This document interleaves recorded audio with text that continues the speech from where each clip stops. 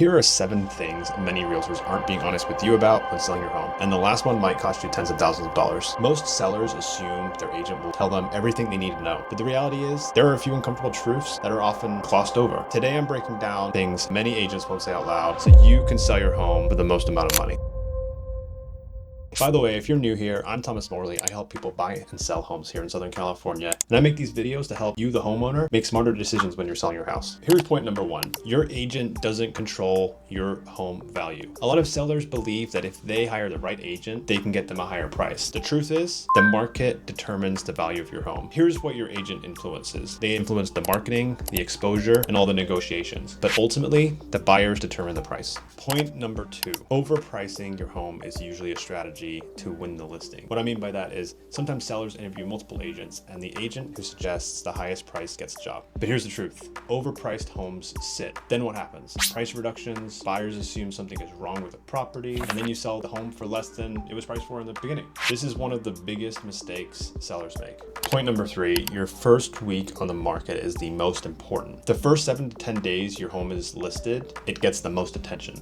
Why is that? New listing alerts to the buyers, buyer excitement, agents to want to show their new inventory. If you miss that window by overpricing, lack of preparation, poor photos, then you lose momentum. Point number 4, professional marketing actually matters. Many listings still have poor photos, poor lighting, messy homes. High-level marketing should include professional photography, video, floor plans, social media posts, agent-to-agent marketing. If buyers fall in love online, they will schedule a showing. Here's point number 5, and this one is a little 50-50. Open houses don't always sell your house. They're not the only way to sell your house. Open houses are often a way that we, the agent, can find buyers and new clients. And it does give the opportunity for a lot of buyers that are interested to come see the house without the pressure of having an agent show them the house one-on-one. The reality is most buyers find homes online. Many open house visitors are neighbors, and some agents, like I said, just use them for lead generation. Open houses can help with exposure, but they are rarely the reason a home sells. Point number 6, not every home has to be renovated before it sells. Sellers sometimes spend 30 to 80K renovating their home before they list it, but buyers usually pay more for the location, the layout, and the condition. The better upgrades to make before you sell are painting, cleaning, doing the landscaping, decluttering. These are inexpensive ways to increase your home value instead of doing things like a full kitchen remodel or major construction. Here's the final point. The commission is not your biggest cost. I know you think I'm just saying that because I'm a realtor, but everyone focuses on the commission. But the biggest financial impact that will affect your home value is pricing strategy, negotiation, negotiating buyer concessions, inspection credits, time on the market. Poorly handled negotiation can cost you far more than a commission ever will. If you're thinking about selling your home in Orange County or anywhere in Southern California, I'd be happy to walk you through exactly what strategy works best for you and your home. And if you want more honest real estate advice, make sure to subscribe. I post new videos every week about buying, selling, and investing in real estate.